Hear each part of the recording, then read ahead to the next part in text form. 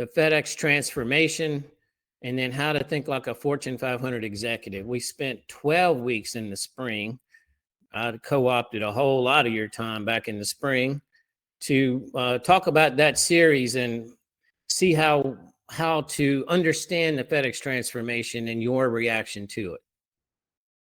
This fall, what we've tried to focus on is maybe some new ways to think about profitability and ROI, and what are some of those strategies that you could use that would help you improve your ROI, which is return on investment. You know, I hear guys say all the time, well, I paid cash for it, so I don't worry about it.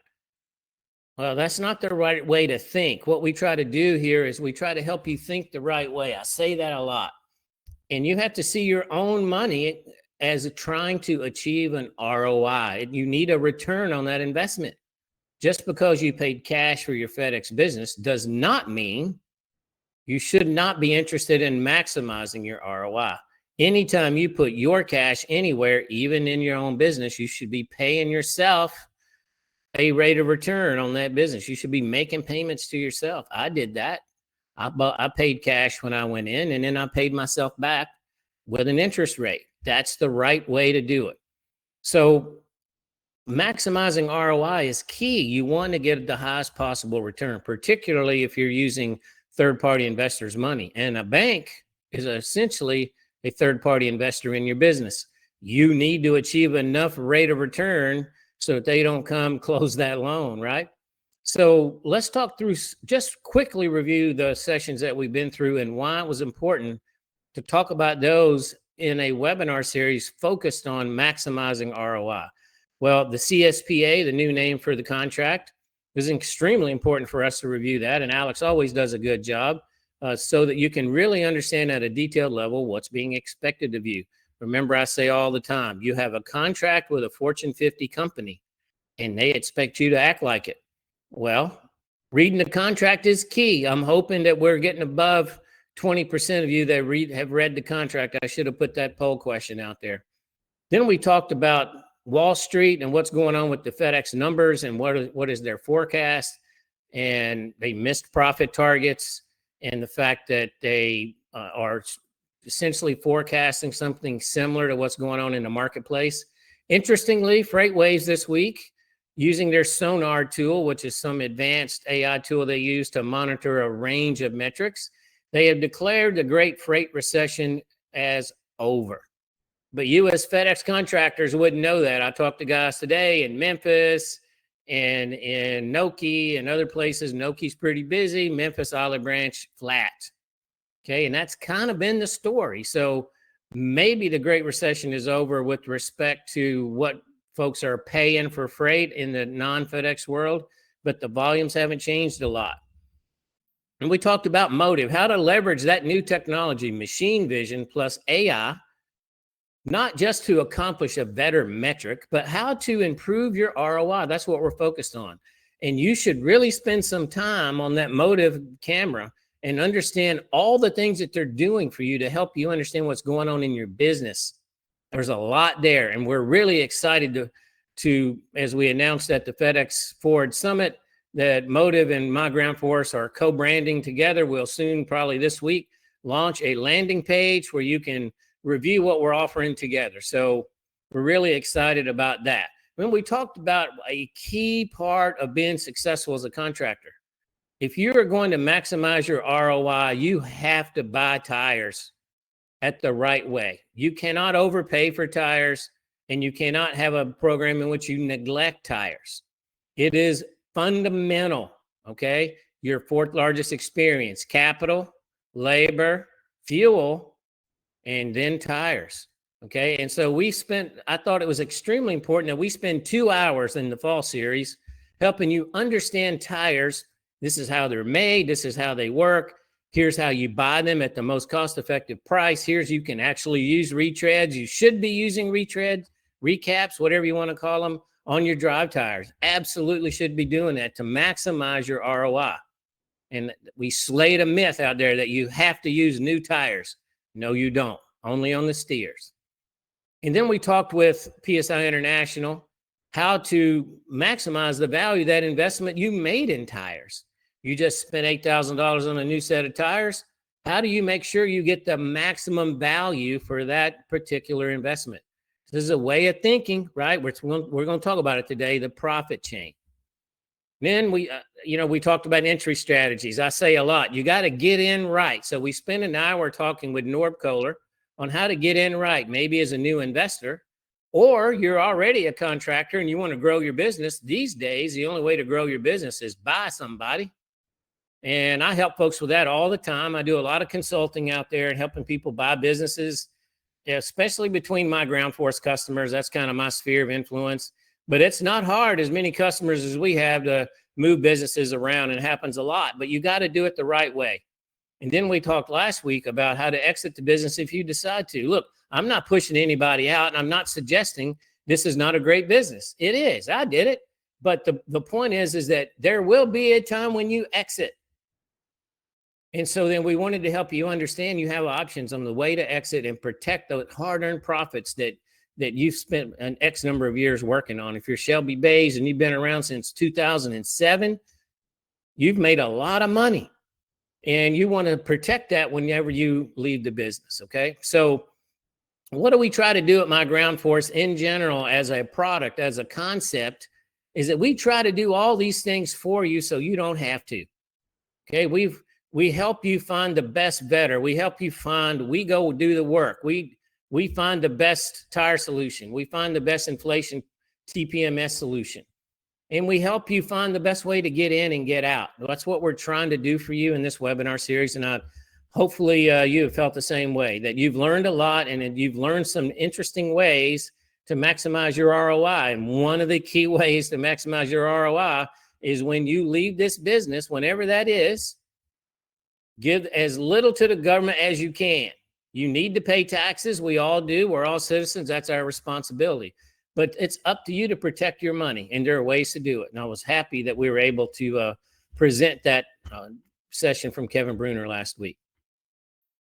And then I spent a lot of time talking. We encourage folks, hey, submit your ideas for what you might want to see in week 8. We didn't get any ideas, so I guess that was not a good idea on our part to ask for that. But I've been thinking about something I call the profit chain. It's not in any book that I've read. It's really kind of, you guys know I read business books nonstop, and I've assembled a lot of things over the course of my career from that kind of thinking. But I've been spending a lot of time recently trying to come up with a way where I could communicate how to take actionable steps. And I decided to call it the profit chain. And the profit chain is a concept. It's a combination of a couple things. Alec, we go to the next bullet. So you remember back in session 6, we talked about in the spring series, I'm sorry, session 10, in the spring series, we talked about decision making and how it was a key component of learning to think like a Fortune 500 executive. Executives don't make decisions by their gut. They don't just wing it. There's a prescribed methodology they follow, which becomes a quality record for the decision that was made and enables that organization to take that document and then monitor and measure what goes on. Okay, now that's not in every decision, but it is in major decisions. But that's what we talked then about the OODA loop. What is the OODA loop? Well, it was a famous Air Force colonel who come up with this idea in the 50s called the OODA loop: observe, orient, decide, and act. Okay, and you teach this to the pilots. I learned it.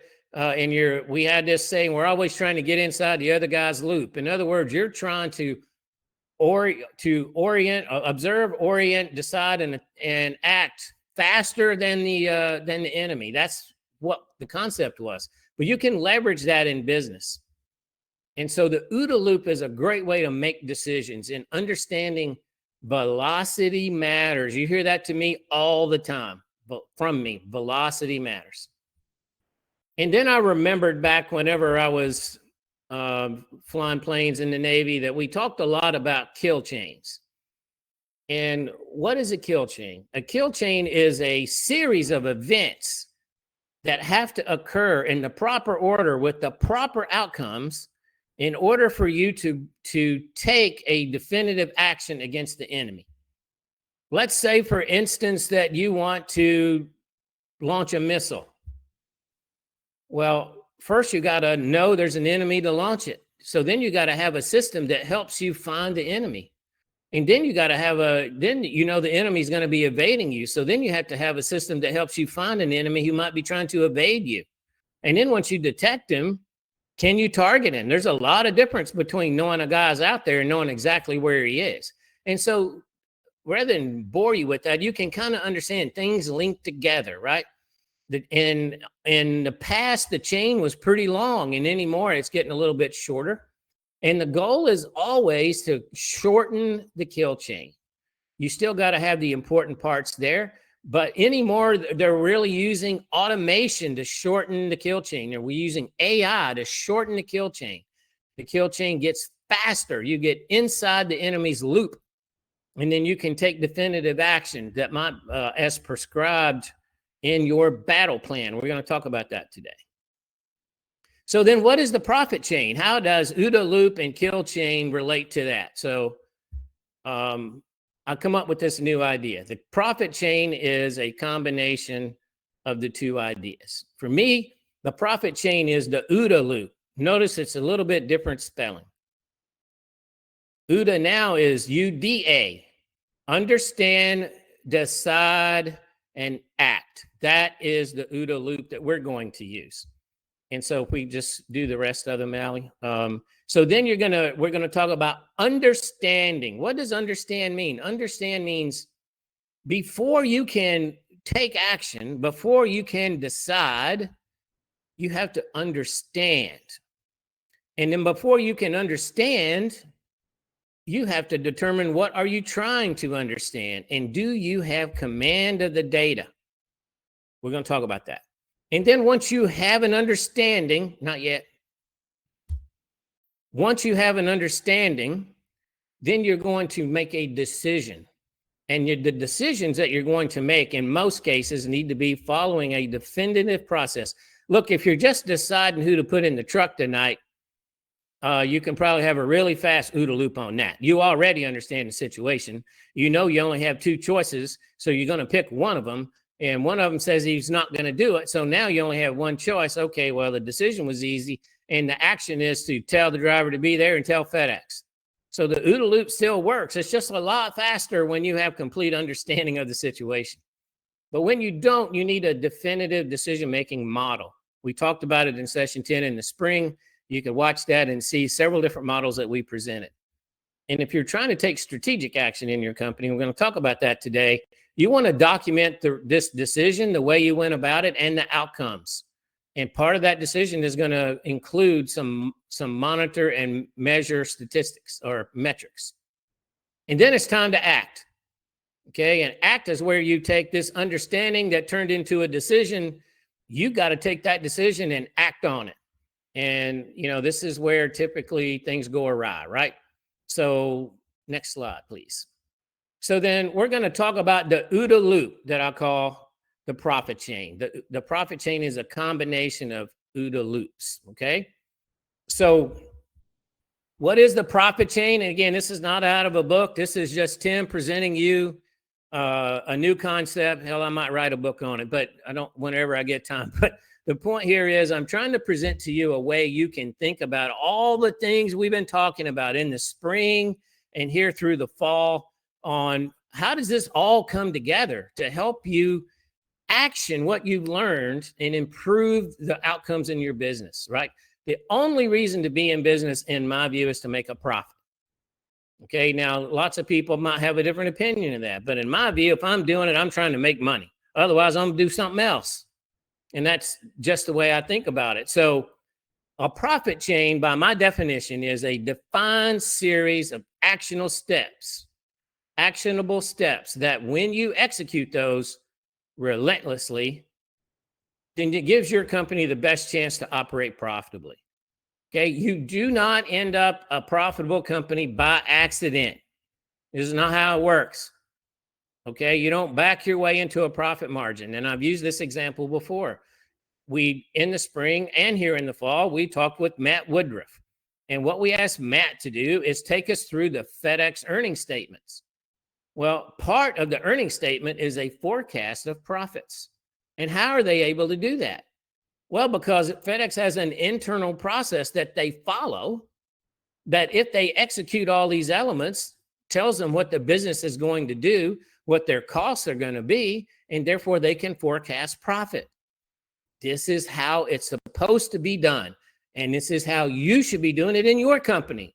We're going to get into some detail on that today. Each element of your company is naturally a part of the whole, and therefore it impacts profitability. Think of, we're going to talk about it as each element of your business. What is that? Well, it's your fleet management. It's your people, your personnel management. It's your fuel management. It's tires. It's maintenance. It's overhead. It's insurance. All these things are kind of like a mini profit chain. And you think about each of those, you take the concept that we're going to talk about today, and you implement that in each element of your business. And so then the company-wide profit chain is a function of a series of mini profit chains that you execute the development of which the same way. Okay. And then your company profit chain is going to be focused also on your initial capital investment. Okay. So it's not, hey, this guy wants 2 million. I'm going to go borrow 2 million. And then I got to bring my own truck. So I got to go buy 8 trucks. So, that's going to be another 400 grand. And so then I owe 2.5 million and we're off and running. But what you forgot to do was to see, is this business, are you going to be able to operate the business in a way that's going to yield the dollars necessary to service that debt? Now, you say, well, Tim, everybody does that. And I'm here to tell you, no, everybody does not do that. Okay, it's why it's fundamental. It's why it's in this conversation. Whenever you're talking about getting into the business, let's do your OODA loop. Gain understanding. Make a complete, comprehensive, methodological, shall we use that word, decision, and then execute that decision relentlessly. Okay, next slide. So it's a little slow on the change here. Sometimes Zoho's a little slow. I apologize for that. Okay, so first step in the profit chain, understand. For understanding. Okay. Think about it as command and control. If we use my old terms for it in the old days, you got to get command. And in order to get command, you have to get command of the data. And that's not easy to do. There are a myriad of sources of data that affect your everyday company. You've got data coming from FedEx. You've got data coming from trucks. You've got it come from ELDs and cameras. You've got it coming from safety systems. You've got it coming from 20 different places, from your banks, from your vendors. I mean, it's coming from everywhere.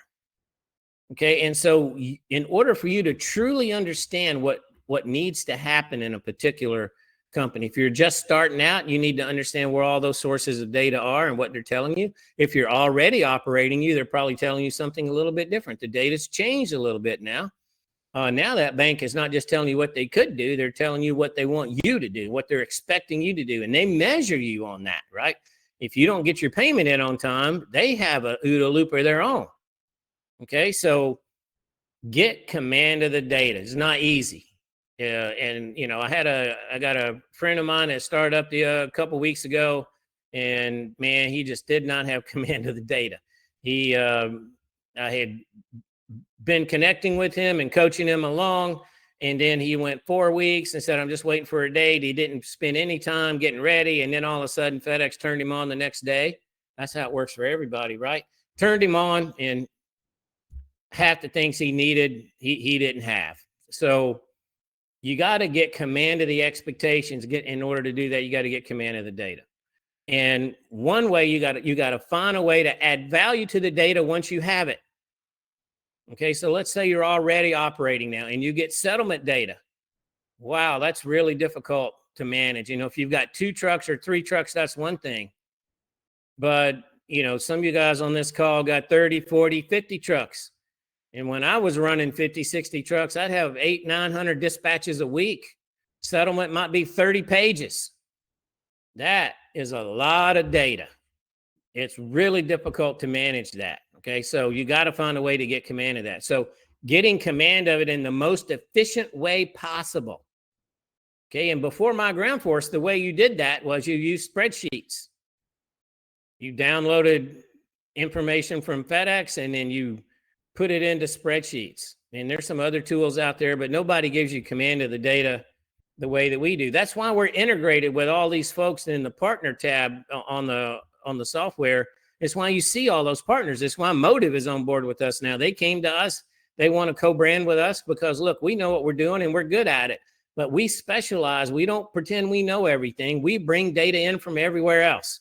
And then we take action on that data for you and serve it up to you in a manner that hopefully you can now gain the understanding you need and move on to the decision stage. But somehow or another, you got to have a methodology or a system to help you get command of that data so you can facilitate understanding. Now, what is understanding? Okay, well, you want to gain the understanding necessary to help you control outcomes. And I said outcomes, plural, because remember, your kill chain, your profit chain is a series of many profit chains in each element of your business. And you want to control the outcome of that profit chain because it contributes to the overall profitability of your company. And controlling the profitability of that particular chain, depending on that little mini chain, was a matter of you gaining the proper understanding and making a good decision, documenting that decision and implementing that decision, right? In the mini chain, that is making sure to get control of the outcomes. But here's another thing to think about, and we talked about this in the past 2 weeks. Learn to understand your business the way the market values your business. How many times have you gone to sell your car and the person you're going to sell the car to says, oh, I'll give you X. And you're like, what? I think my car is worth Y. We've all done it, right? You always think your stuff is worth more than the guy buying it. That's how it works. And it was like that when you got into the FedEx business. And it will be like that when you exit the FedEx business. But you will be less surprised and you'll be a more effective CEO if you learn to understand your business the way the market sees your business. And the way they see it is going to be how they value it. And you've heard Kevin and Nor both say that using a system like mygroundforce, it gives you command of the data that you can show to potential buyers. Then remember, all acquisitions, the pricing is always a function of risk. If you go to buy a used car, you're going to mark down what you would normally pay for that because you don't know its pedigree. You don't know where it came from. And having a true system of record that helps you get command of the data and gives you good understanding of what's going on in the business makes your company worth more money because there's lower risk. It is not Tim making it up. It's just true. Okay. And you've heard it from outside experts. So however you decide to get command of the data and whatever system you choose to use, make sure that you're using it to understand your business the way the market sees your business. And we're going to talk about some of that today. And then look, we've talked about this before in session 12 back in the spring. You know, why do good companies go bad? And the number one reason good companies go bad is because they get victimized by active inertia. They're trying to understand their business. They're trying to make decisions. And when it comes to make a decision, even though the data is telling them something a little bit different, they do the same thing. And when you do the same thing and the ground has shifted, you will not get the same outcome. And you may continue to get worse results, okay? Because you only have one way to think. You know, if it's just you and you don't have good processes, and we're going to talk about those today, if you don't have a good way of thinking about this stuff, you don't have anybody you can go to, you can only do what you know, and you're going to end up doing the same things. You can continue to get the same result. and it's not that you're not working hard. You're busy. You're just not moving the rock. Moving the rock is inertia. If you keep doing the same thing, you're active, but you can't move that rock. That's because you got to move the rock a different way. You have to avoid active inertia. Okay, very key skill. Okay, next slide, please.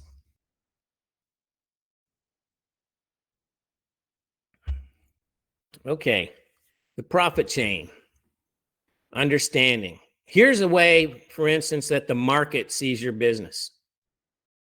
Okay, I mean, I do this a lot. Okay, and I talk to other people who do this a lot. Understanding how the market sees your business. And look, I could spend time on understanding a whole range of different things in your business, right? But we only have an hour. You're going to have to employ this process in the various elements of your business if you want to build the profit chain like I'm talking about. But we're going to talk about seeing the business, learning to understand your business the way the market sees your business. Here's how the market sees your business. This is critical to improve your understanding. Okay, what are the different elements? We talked about your capital debt structure. It's no way to predict what that is, right?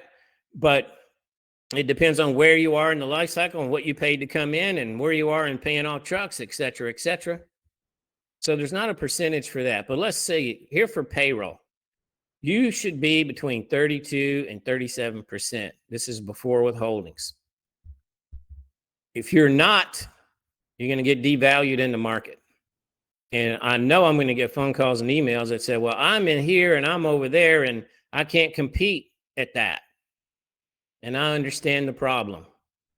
Okay, I'm not disagreeing with you at all. I'm simply stating to maximize the value of your business, your gross payroll needs to be between 32 and 37%. Now, this is not overhead, right? This is not paying the owners. This is not paying 47 people to work in the office. This is not paying for your mygroundforce subscription. This is, what do you pay drivers and managers, operations managers, unless they don't drive? You need to be in the 32 to 37% range. Okay. What's payroll tax is going to be 3 to 3.5%, hopefully. Fuel depends on what you're doing, right? If you just do spots, it might be a little bit on the low end, or it could be extremely high depending on where you're doing spots. Or you're just doing solos. Unfortunately, solos are not as fuel efficient as teams, or maybe it's teams. So somewhere in the 15 to 23% range. And then maintenance, if you got all new trucks, you might be in the 1.5, 2 range. If you got all used trucks, you might be in the 12% range. If you go out in the real world and you talk about trucking, most big companies consider 12% maintenance as a target. Now, I don't know how they define that, but they use the word maintenance. They say 12%. So we gave you a range of 2 for brand new trucks. Everything's under warranty to 12%. I don't know your situation. It all depends on when you're trying to get evaluated, or when you're understanding your business, you'll understand where you are and how the market sees your business. How much are you spending on insurance for workers' comp, truck insurance, EPLI, et cetera? Somewhere in the 2 to 5% range. And look, your overhead needs to be below 12%. Depending on who you talk to, they might want to see it below 5%. But if we take these numbers and we go right down the middle, we come out to 74%. So let's just call that 75%. So for every dollar revenue you bring in, if you think about it in the dollar, makes the math easy because it's easy to convert that to percentages, right? Then 34 cents of that dollar is going to payroll. 3.5%, 3.25% going to payroll tax. 19% of that, 19 cents of that dollar is going to fuel. So right down the middle, you're at 75%, and you had not paid a truck payment yet. Okay, and if you're trying to hit a 20% profit margin, you're hoping that your truck debt is not more than 5% of revenue. So if you're a 10 truck company, all solos, you're going to do roughly $2.5 million a year, let's say. Okay. And so 75% of that is going to be spent on these items. And you're hoping that no more than 5% of that is going to debt. And that would be about $125,000. So in today's market, you might be able to get 4 trucks for that. You might be able to pay on 4 trucks for that. But you can't buy all new trucks. You can't even buy 1 new truck for that. Okay, these are ways that you want to think about your business. I'm just trying to facilitate conversation and understanding. By the way, in that 10 truck company, if you were a mygroundforce company, we would cost you 0.1%, not even 1%, 0.1% to get total command of the data. It would be worth that, I would think, for you to get total command of the data and full automation in all your internal workforces. Oftentimes I get people tell me, well, I can't afford that. And I'm thinking, I'm 0.1% of your total revenue. So that's a problem with the way they see the business, the way they think, right? So that's how I see it. And remember, I'm seeing it like you see it. I was a contractor. So anyway, that's an idea of how the market sees you, and you should learn to think about yourself. So that means that you want to gain an understanding of your business and see where you fall.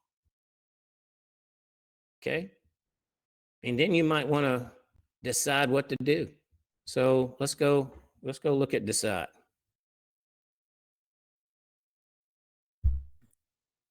So now we got to decide. We feel like we have a good understanding. And by the way, when you're going through the decision process, it's happened to me in my Fortune 500 days. I would suddenly a gap in my understanding, and I would shut the process down and send somebody on a fire mission to go figure out how come we don't have this information. Why don't we know that? Okay. And so you got to constantly be looking to ensure that you have the proper understanding. Constantly test your understanding. You know, there's a gauge in the cockpit that's called VSI. Okay. Vertical speed indicator. So if the needle is flat or up, you're all good. If the needle is down, you're headed towards the ground. Now, you might need to do that depending on the situation, but we always had a rule, a minute to live. So if you're at 5,000 feet, you didn't descend faster than 5,000 feet per minute, right? And so there's a contractor out there who's a former Navy pilot, and the name of his company is Positive VSI. That's a great name. Positive speed up. He's constantly pushing his company up. That's the right way to think about it. Okay, so use that little analogy for yourself. You're always constantly testing your understanding. And if you find a gap in your understanding, then you need to question your decisions. But in this particular case, our OODA loop, we're going to talk about decide at this point. So now we're going to create a battle plan, our plan for control. And, you know, when we used to do battle plans, we were thinking of it. Oh my God, it would take forever to write a battle plan. You don't want to go through that process, but it was extremely intricate and complex and have multiple elements, right? Various elements that we just talked about, a series of elements. That's much more complicated than you need to be, but you do need to have a battle plan that considers all the various elements. And so what is a plan then? So now we know the expectation, right? We gained an understanding. We know what we need to be doing. And now we know what the reality is of what we are doing.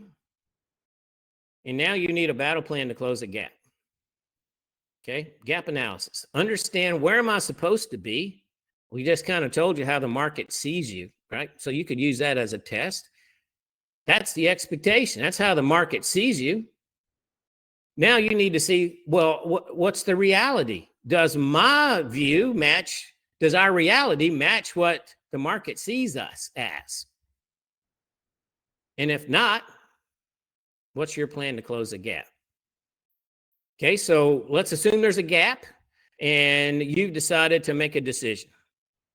Okay, well, we talked about in episode 10, as I mentioned, some decision methodologies. You might want to leverage one of those, or you may have another one you like. I didn't put them all up there. I have a couple I've used in the past that I didn't put up there.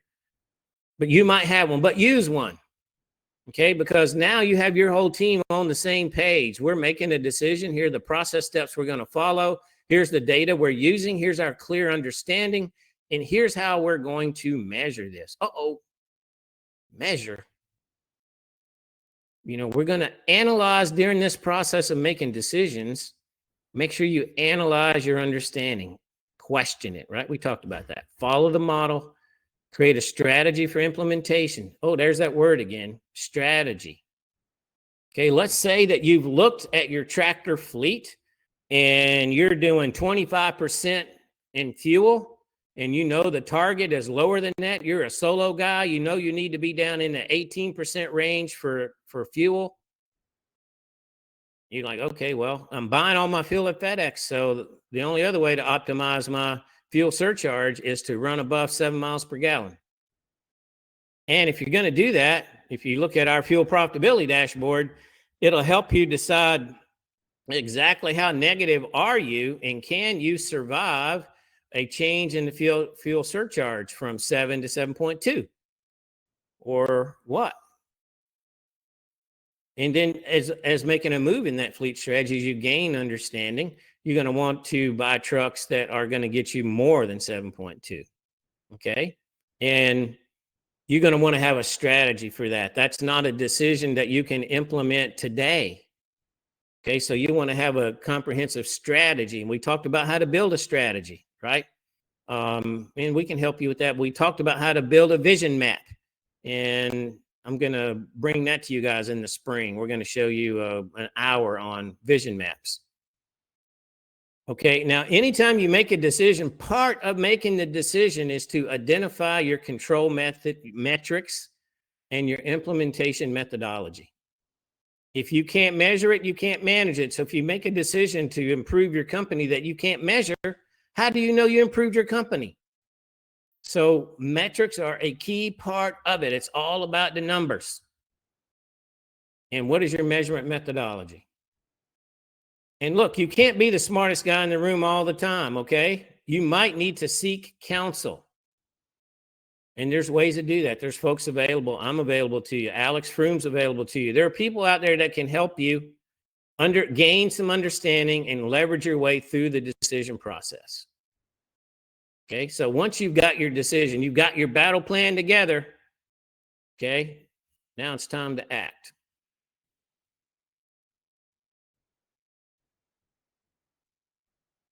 So now we talked about planning for control. Now we're going to get control. We're going to go kinetic. We've clarified our understanding. We've got our battle plan together, and now it's time to execute. And man, this is where things go awry, as I mentioned before. Just because you wrote a plan didn't fix anything. Just because you say it's true doesn't mean it's true. Just because you say it's a rock doesn't mean it's a rock. Okay, so just doing a plan doesn't mean anything. Having a plan enables a solution, but it is not a solution. Okay, it's a plan. Once you have the plan, your job as a CEO is to make sure that everybody on your team is executing relentlessly, all the time, executing the plan. Never a time not executing the plan. You hear football coaches talk about elite competitiveness. And what they mean by that is the ability to play at an elite level every play. Every play.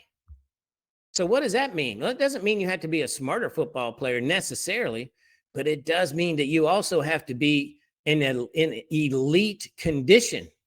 Can you play all 60 plays in a football game or all 70 plays full speed with full knowledge of your OODA loop and executing perfectly every time? Can you do that? That is elite competitiveness, and that's what you want in your company.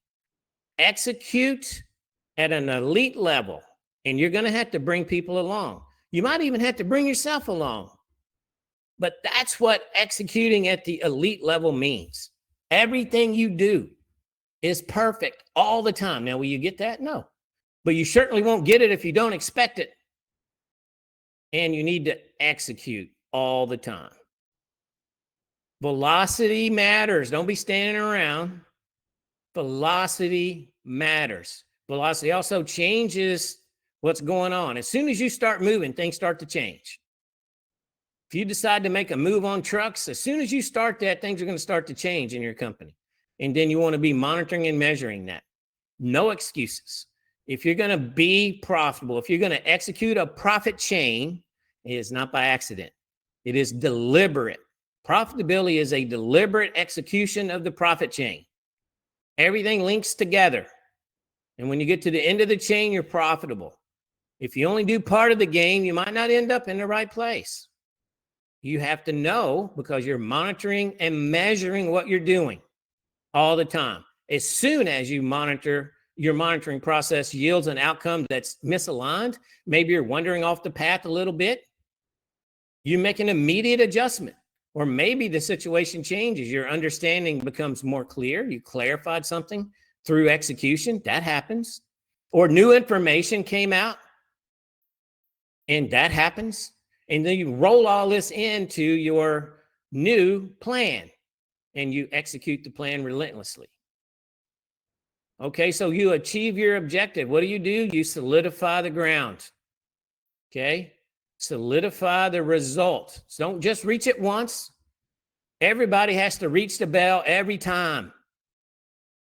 And when everybody's touching the bell every time, you've solidified the result. And now monitor and measure that outcome. Okay, we got here. We gained an understanding. We created a decision. We created a plan. We executed the plan, and everybody's touching the bell.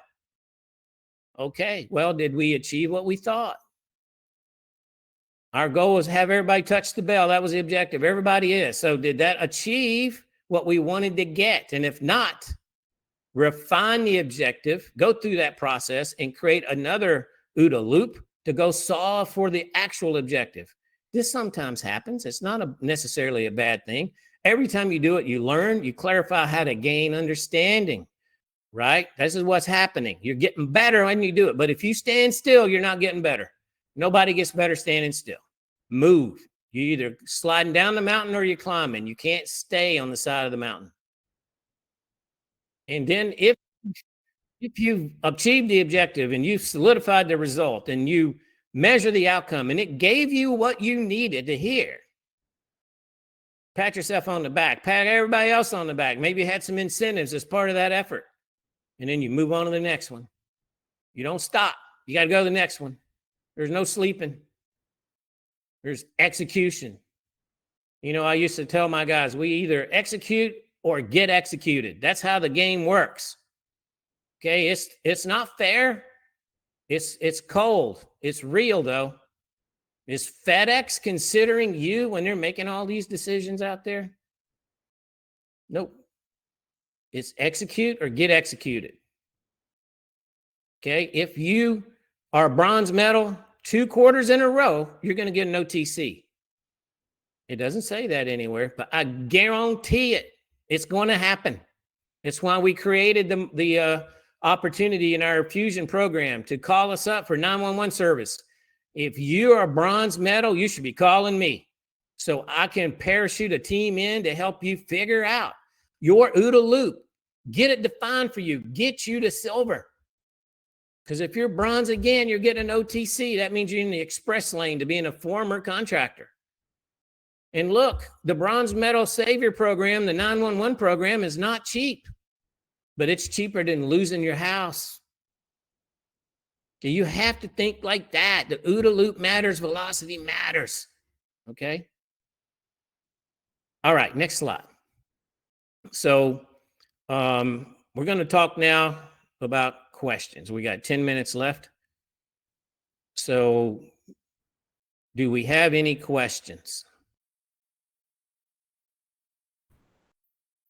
Let me come down here and take a look in the Q&A.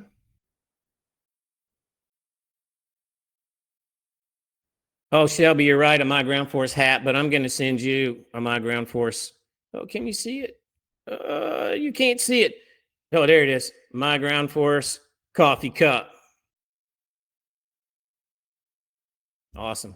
So Christine learned a lot about tires and got her tire program set up. I'm sure Kelly Schnorr's phone has been ringing off the hook. I appreciate that. I'm sure he does. So good question. What is a good percentage to pay yourself back? Yeah, it is a good question. I don't think there's a percentage target. Okay. Look, there's a lot of ways to do that. I encourage you to talk to your accountant. One of the ways I did is I paid myself dividends from the company. I didn't take a salary. That's just the way I chose to do it. Dividends are taxed in a different manner. But I would encourage you to talk to your accountant about how to do that. Look, you can't say I'm going to take 20% when your company's only making 5%, right? So work with your accountant to get that together so that you know how much you can safely take out and what's the right method to take it out. And in my case, I had loaned myself money to get one of my LLCs had loaned my FedEx Corporation.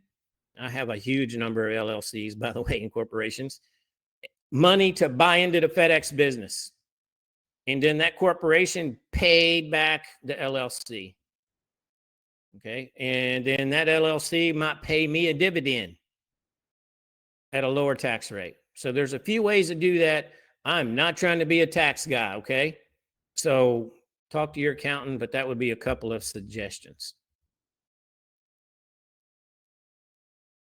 Oh, my man, I'm looking at the questions here. Shelby Bay's got his steers recapped and put them on the drives. There you go. That's a lot cheaper, huh? You get a recap for $250 instead of a $800 new tire.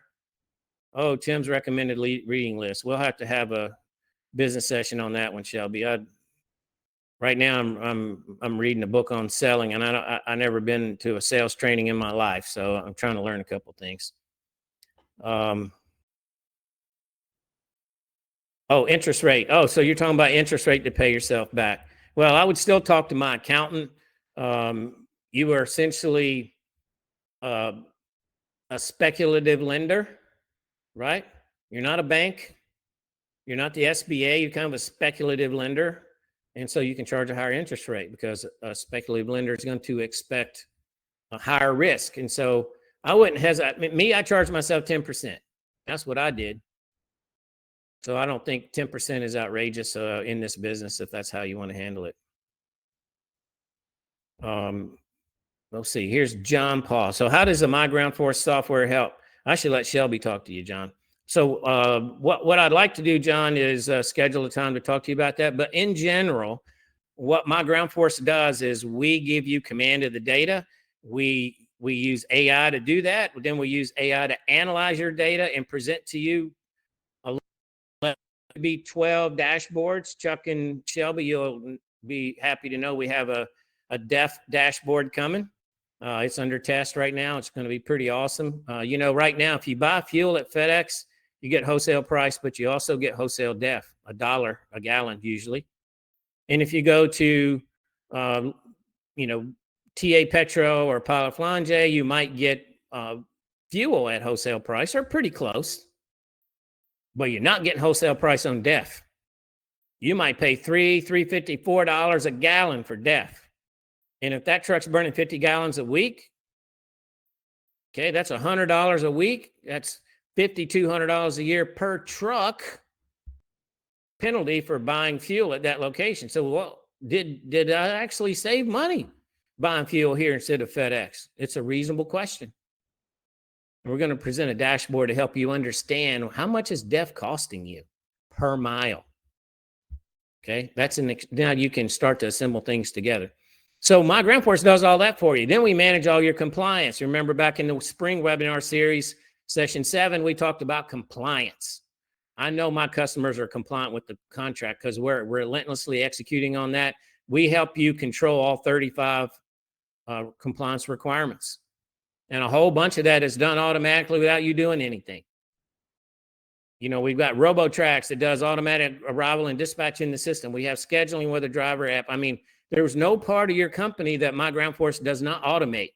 And then those sections of your company that might need a light human touch by a technology adept human, you might be the technology adept human. You might be Shelby Bays. You might be Chuck Clark, the technology adept human. Or we have that available to you from our partners at DMG Go through a fractional price. For instance, you can get a CFO at a fractional price. As a mygroundforce customer, you pay way less because mygroundforce does all the work for him. And so you get a Wall Street guy, Harvard graduate, CPA, expert CFO, nationally recognized, to be your CFO and meet with you monthly or quarterly or however you want to do it at a discounted rate. We can do all those things for you. There's nothing in your company we can't do for you. Nothing. We can recruit. We can do your payroll. We can manage your benefits. It doesn't matter. We can do it all at a fractional price. And mygroundforce gets better every day. We've done 83, I think, releases now since mygroundforce went live on February the 1st, 2022. 83 times we released a new version of the software, and it was better than the last version. Sometimes we had to fix a bug, not very often. Most of the time, we're improving or releasing new features. And I'll stand that against the competition anywhere, anytime. We've done more releases than everybody else added together. We have advanced technology that will stand the test of time. You know, in every decision-making process, the last step should be future-proof your decision. Okay, and so every decision, you go back and say, all right, well, how's this decision look in 1, 3, 5 years? Is it going to withstand the test of time? What will I be demanding of this software system 1 year from now that I'm not demanding of it now? And will it be able to do it? Will it be able to do it in 3 years, 5 years? Well, we're already ahead. We're using state-of-the-art AI technology. No one else in this space is. So we're ahead of the game. I feel confident we can win any competition, and we will compete and execute relentlessly. But John, we'd love to talk to you. Okay, so there was a question here about benchmarking across contractors. So that is in the development plan. It's really important to understand what you're trying to benchmark. And in order to benchmark, you have to have command of the data, because there are some systems out there that offer you benchmarks, but what they tell you doesn't tell you anything. When you look at in aggregate, if you look at every FedEx contractor out there and you say the average truck does X miles per week, that tells you absolutely nothing. How many of those trucks are spot trucks? How many of those trucks are solo? How many are short teams, long teams? Knowing what the average truck in the FedEx fleet does on fuel, or what the average FedEx truck does for miles, that doesn't tell you anything. You have to be able to get an understanding and command of the data so you can get discrete, specific benchmarks. And that's what we're working on. We've created some tools in our system. We're just making sure we got enough data in there to be statistically significant. And then we're going to release those benchmarks. Probably by the spring, you'll have those. So do we have some more questions? Can we get the motive through mygroundforce? Yes, you can. And if you want that comparison, John, again, we need to set things up. But you can see what Shelby says. There are a lot of folks on this call that have used other systems. I'm sure they'd be willing to talk to you. I'd be happy to facilitate that. But anyway, so that's all the questions that I have queued up here. Does anybody else have any? Well, let me go look at the poll answers. I hadn't even done that. That's going to create some conversations. Okay, everybody's got a system. Oh man, that's awesome. All right, so here's one. Here's in the development plan. So when you talk to my competition, you ask them this question, and then you will know. You ask them, do you plan to develop machine learning with AI to automatically analyze my business and tell me what to do? Ask that question. If you ask us, we're going to say yes, right? Because we are. It's already being discussed. It's on the drawing board. We're working on that. We're also working on a P&D version of the software. We've been asked from so many people. We got deluge at the FedEx Forward Summit. People are like, can we please have a version of mygroundforce for P&D? So we're gonna make that investment. Who else is doing that? We have general trucking customers using our software. We have a live TMS integrated with the Motive camera that works in the non-FedEx world. Are you running trucks outside FedEx? Do you know anybody that is? You can use mygroundforce out there. Our TMS will create the settlement we need to automate all this data. So compare that, compare the competition to that. Ask them if they're doing that. And by the way, they're all the same price as me or more expensive. Try that one out. Okay, back to the list. And I'm not trying to be arrogant. I'm just asking questions. Ask them those questions. Do you have a budget process? More than half of you said no. So there's a gap, right? Get your OODA loop going. If you need help developing a budget, I can help. But get that going. That will bring some structure to your company, right? And it will facilitate other ways of doing business. No man in any organization in the Fortune 500 world operates without a budget. So you shouldn't either. Do you have an experienced business coach? Not everybody does. If you need one, you can call me. Several folks on this call use me. They still use me, so I must be telling them something helpful. Measurements, internal KPIs. That's some of you guys have a gap on that. That's an important thing. And we gave you some KPIs you might want to target, right? We've talked about KPIs on tires and vetters and TPMSs and all this kind of stuff. Okay, everybody patted me on the back. That's good. I appreciate you guys doing that. I just want to make sure that we had brought you helpful information. Look, it's really been fun. These things are not easy to do, and it's not easy to deliver. I really, really appreciate the hard work from my back office team, Ricardo, especially Allie and others who work so hard to support this webinar series. They'll be glad when it's over for a while. I promise you that. But we think it's important for us to come to you and bring to you information that we seem to be really the only ones talking about it. Everybody talks about buying or getting recruiting, right? Everybody talks about growing your business. But look, being able to grow your business is being able to master the profit chain. If you don't master the profit chain, no one's going to let you go buy anything. You're not going to be able to get the money. Okay, so mastering the fundamentals, right? 80% of success is blocking and tackling. Master the fundamentals, right? And I used to tell my guys, 80% is blocking and tackling, 10% is talent, and 10% is razzle dazzle. Lead the razzle dazzle to me. Okay, that was my structure to my people. So I think if you will execute on the things that we talk about in this webinar series, both in the spring and here in the fall, you will achieve what we're saying you can achieve. You will run a top 5-star company, and you will maximize your enterprise value, and therefore you will have the leverage you need to go buy something if you want to, or sell and get out and protect it through a great tax strategy if you want to, because you've learned how to do that. So I think we add value like that, and we really work hard to do it, and we appreciate you guys attending every week. There's been over 10,000 brand views for this webinar series. We really appreciate that. Of course, people are watching it on YouTube, but it wouldn't be possible. Well, I don't do this by myself. So I really appreciate our folks who came on from Motive and Southern Tire Mart and all the other folks, along with the folks behind the scenes. We really appreciate it. So thank you guys for attending this webinar series. I hope it's been helpful to you. Thank you for your participation, and we'll be back in the spring. If you got any ideas on what you might want to see, shoot them over to me, and we'll put it in the lineup. So anyway, thanks again, folks. Y'all take care. Have a great day. Have a great peak. We'll talk to you later.